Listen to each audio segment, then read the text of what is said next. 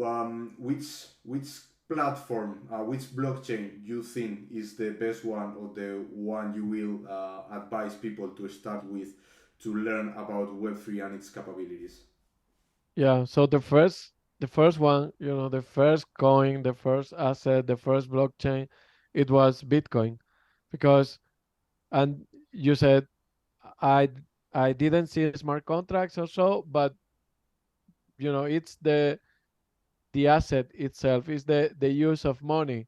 It's like I recommend everyone to take a look at the Satoshi paper.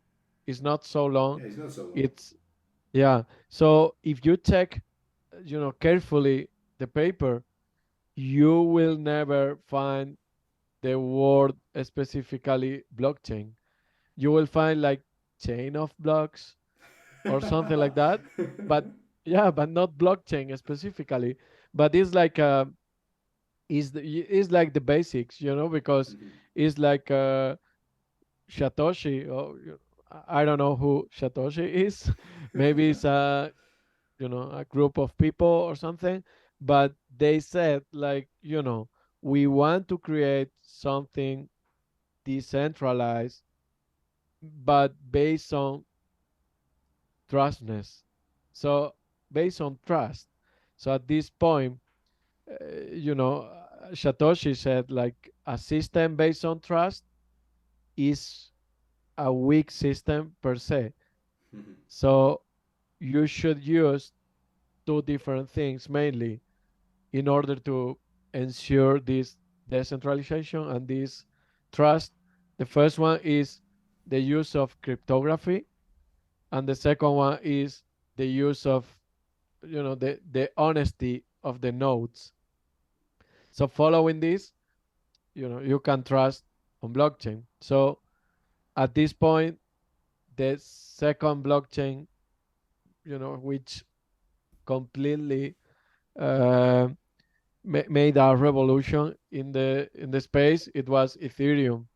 The first blockchain you were able to deploy smart contracts, to provide any use different from just money.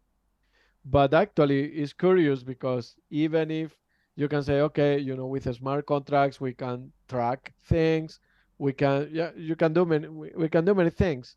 But actually, Ethereum was like a more most famous because of DeFi, because of this decentralized finance and all the products around, platforms for borrowing money, for staking money, for all the financial products.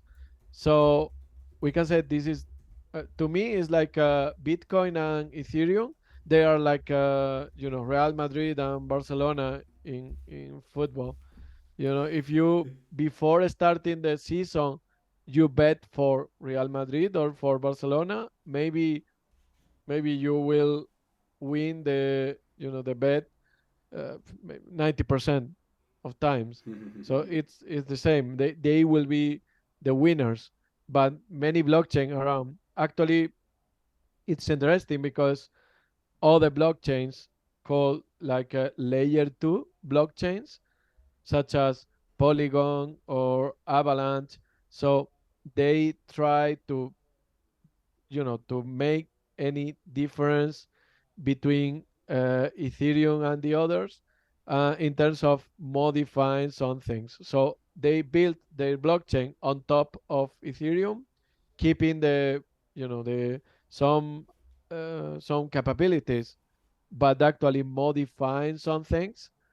The other point is the use of zero knowledge proof are changing a lot of things, as you know. And finally, Solana is another super interesting blockchain in terms of, it's quicker than Ethereum, it's quicker than others. So yeah, this is We pretty could say much. then that Solana and Ethereum are like and Bitcoin layer one blockchains, while the Yeah. other ones that run on top of them will be like the layer two blockchains. So why would you like to run a blockchain inside a blockchain? What is the main purpose of these layer two blockchains? So the main purpose is like is super difficult to create something original, like in a short time of period, Mhm. because at the end is these guys with Ethereum, they took like maybe 5 or 6 years to run the entire blockchain rightly. So at the end, this layer two is like making forks on GitHub. At the end, you want to build something like quick, but providing your changes. And so at this point, for example, Polkadot, one of the Polkadot is another layer one blockchain, but one of the founders of Polkadot uh, was one of the founders of Ethereum as well. Mhm. And he thought like Ethereum was not something you can scale and say, okay, we need to create this modular blockchain. And so, and nowadays, Polkadot is not yet a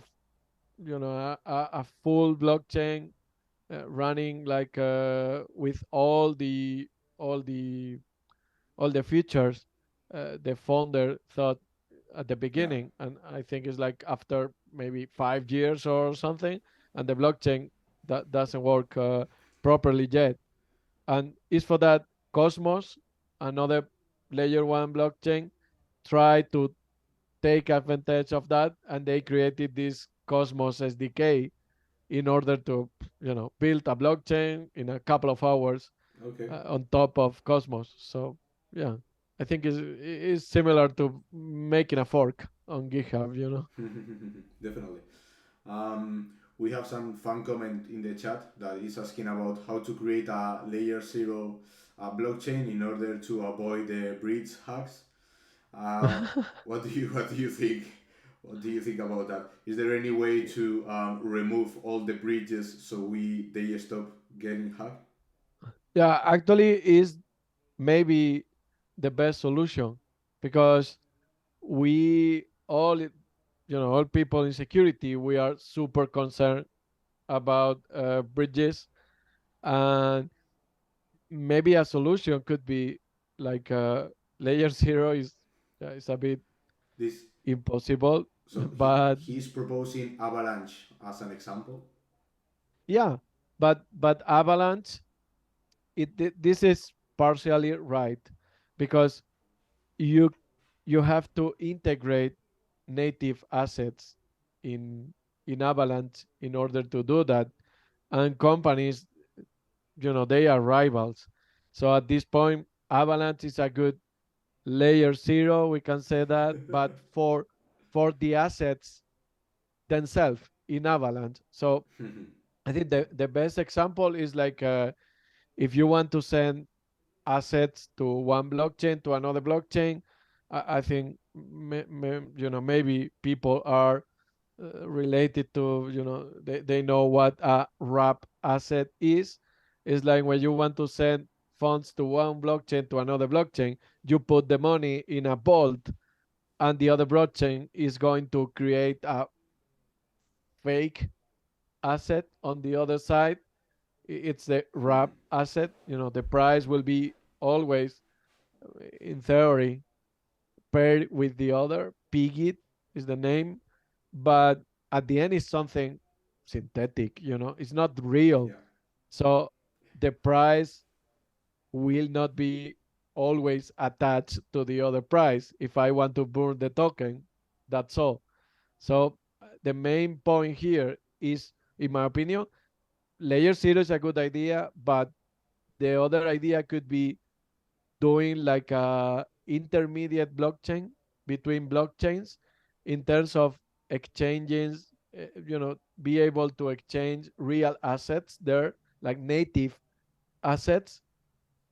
But it should be like like something not not very partial, like something neutral there in terms of exchanges. But the solution is not here now. So this will be a problem also this year. Yeah, I guess it's complicated to find neutral things in blockchain. What do you think about the change of from proof of work to proof of stake of Ethereum? Is that something neutral? Is that something considered decentralized? Yeah. So for crypto natives, it's something really bad because it's like we trust in this proof of work system, as Bitcoin. Bitcoin is the origin, and so. But I think Vitalik is a super smart guy, but that's true. Proof of stake could be a bit worse than proof of work, but actually we say worse, but worse for for these people who love Bitcoin, the origins, and so. But for security, is better because all stakeholders, they will be pretty much under control. So, but it's super unfair, because it's like Hmm. you can be a validator just if you have these 32 ethers.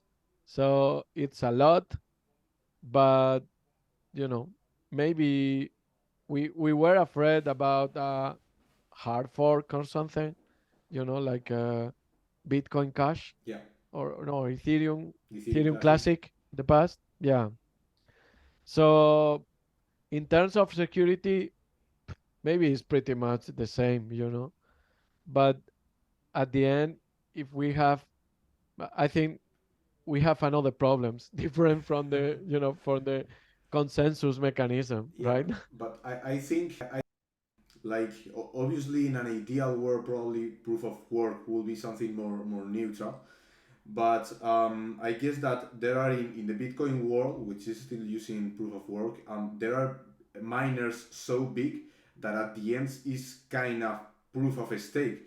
But instead of staking bitcoins, they are staking power to mine. At the end, they are like these five big that are the ones that are mining everything. Yeah, it's pretty much the same. So we can say that there is actually no decentralization in the decentralized work of blockchain. Yeah, we try to be as more decentralized as we can, but actually, as you deploy your, okay, this is the most decentralized project for Ethereum, and so all the platform is stored in AWS. So being said, you are not fully decentralized, right? If you depends on AWS.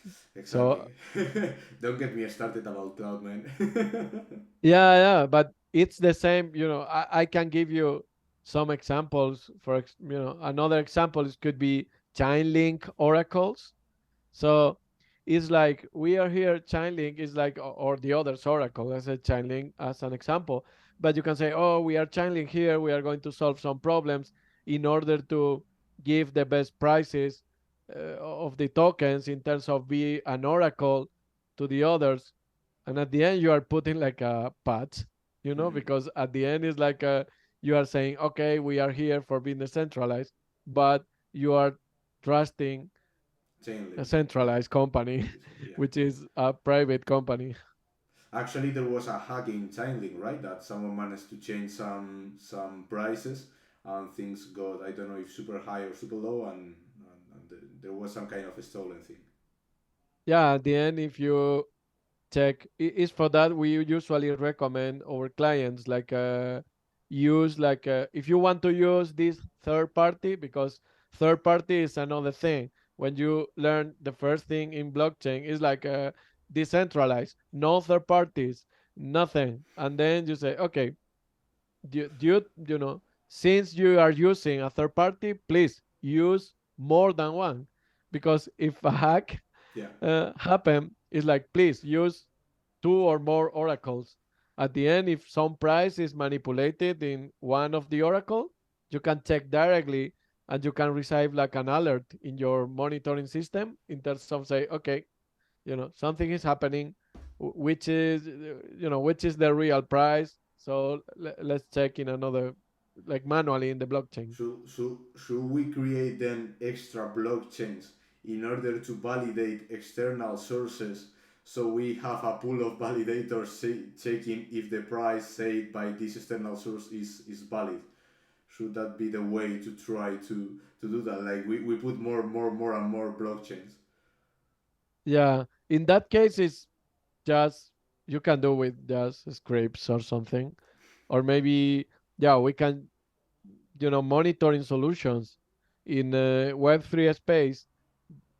Actually, they were born at the beginning, focus on that, like checking the prices and checking the threshold. For example, if you are the owner of the project and you have 20% of the tokens, if suddenly you see, maybe in the staking contract, and you see 20% of the pool removed, you can say two different, two possibilities here. It's like a whale remove 20% of the pool, or the other, someone hacked me, so someone removed my my amount of tokens in the pool. Ambro D is giving you another option, which will be a roof pool. Oh yeah. That's another point. So cybersecurity, this kind of we can say insiders, they are you know in in blockchain as well. So this is curious because I think cybersecurity in our space in Web3 is like the Web3. I usually call Web3 like Web 2.5, but it's the same in terms of security. So crypto natives, they don't really care about uh, security. So maybe you can go to a website and say, okay, this is an interesting project. So you check the paper, but maybe nobody read the paper, and at the end you can go, and they can send smart contracts to any auditing firm or whatever. They audit the contract. At the end they pump the price, and nobody really made some research on that, because Mhm. maybe all the amount of money came from the same account, and they were pumped just the price.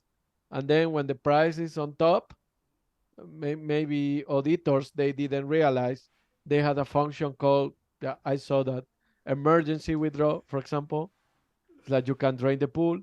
Or maybe once I saw one super cool, because it was emergency withdraw. You can call this function when the contract is paused.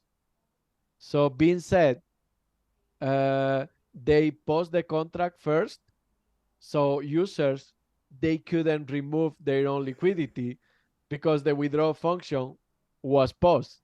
So so at this point, users started to complain a lot, like, hey, we can withdraw, we can remove our money, we can redeem our rewards or something. And they say, okay, we are working on that. And so, and after a couple of minutes, they call emergency withdrawal function. They completely drain the pool. They remove their own profiles on Telegram. And so, yeah, it was cool. But actually, there's another thing super cool. In in Telegram, you found, a group was created. The name is war the war on racks. So it was short of Robin Hoods or something. They just, you know said, like, they claimed, like, okay, this project is an scam, the other project an scam. So the owner of this Telegram channel created a token and a pool, in terms of people put the money in stake. It's like, we are the real DeFi or something.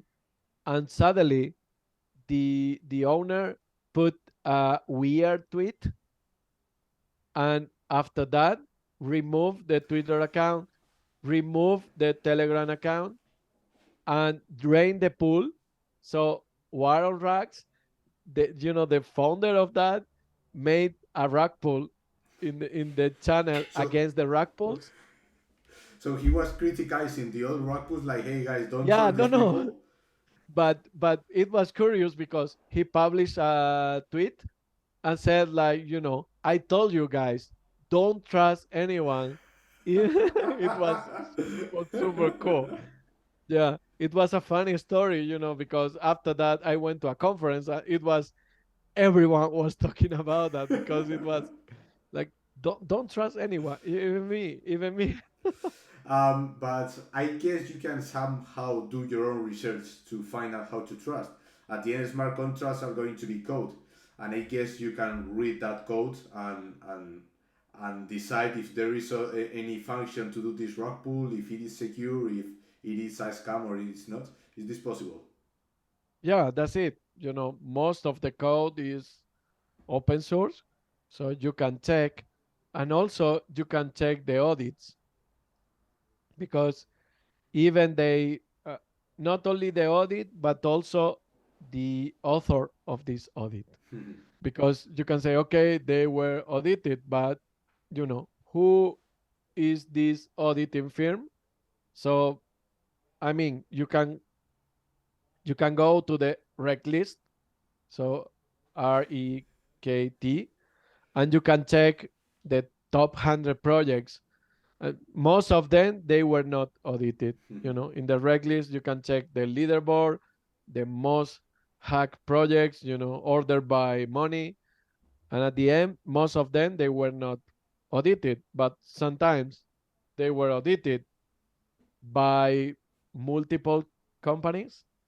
So it's another, I think it's another proof, this this uh, this Web3 world is not mature in security, because I remember one super interesting project, and 8 different firms audited the project, and they found like maybe 120 different vulnerabilities, and some of them didn't match among companies. Yeah.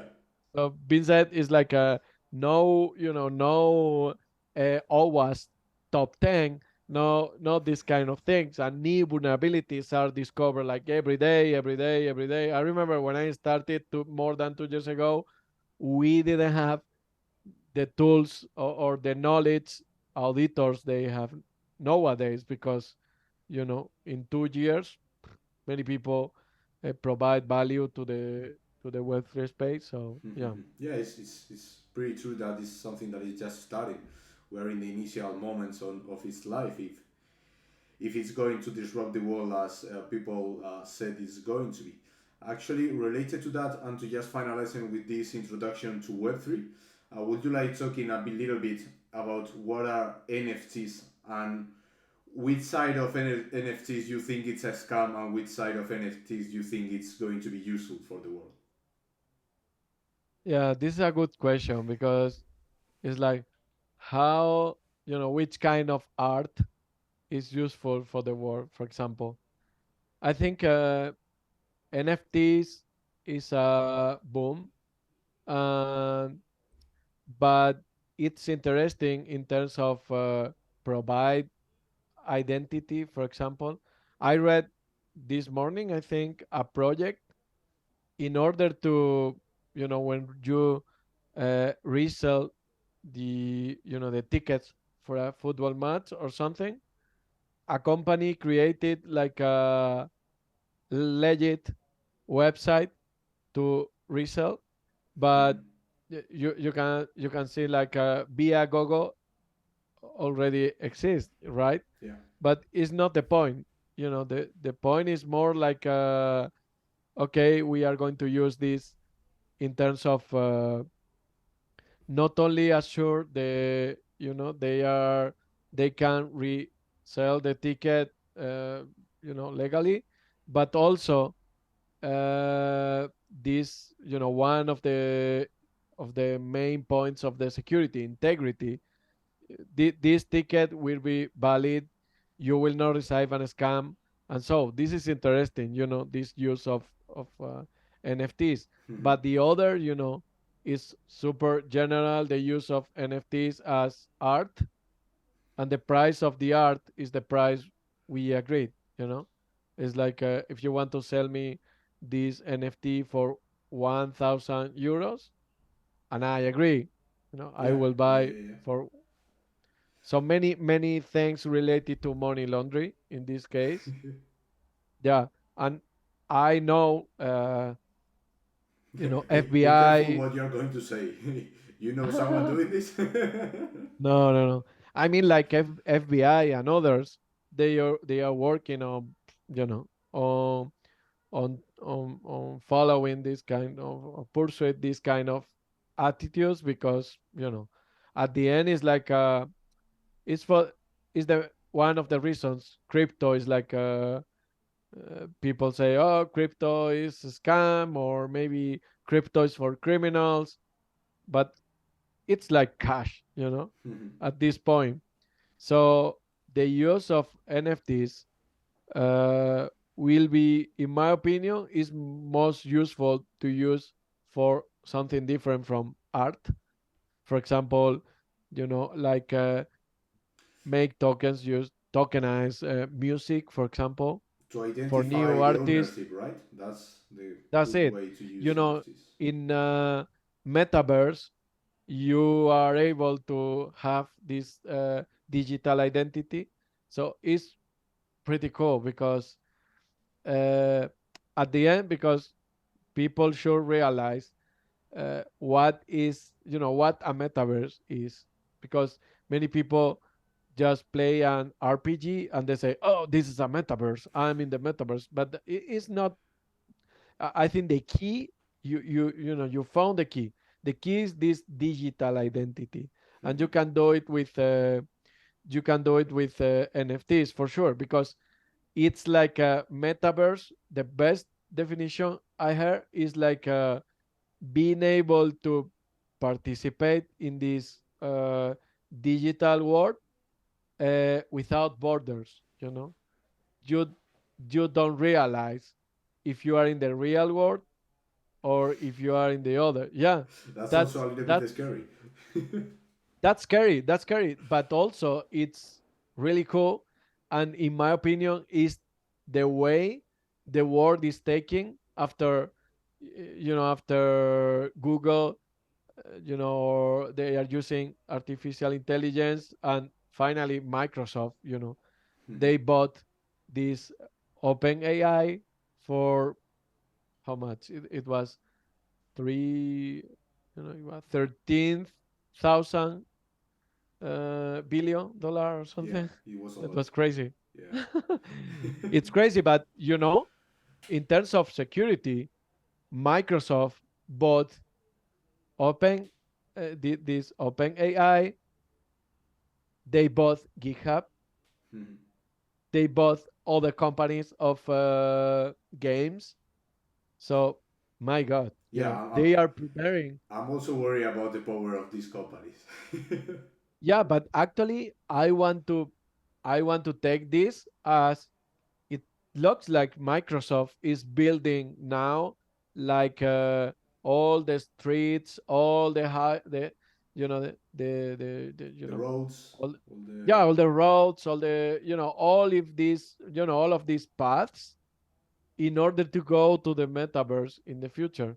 And this could be really dangerous, because you can ask the code, like, we tested the other day, like, okay, this is an encryption code in Golang, and we ask to, open this chat GPT, like, hey, provide me the decrypt code. And they, chat GPT provided us, and it worked. So it's, yeah, it's scary, right?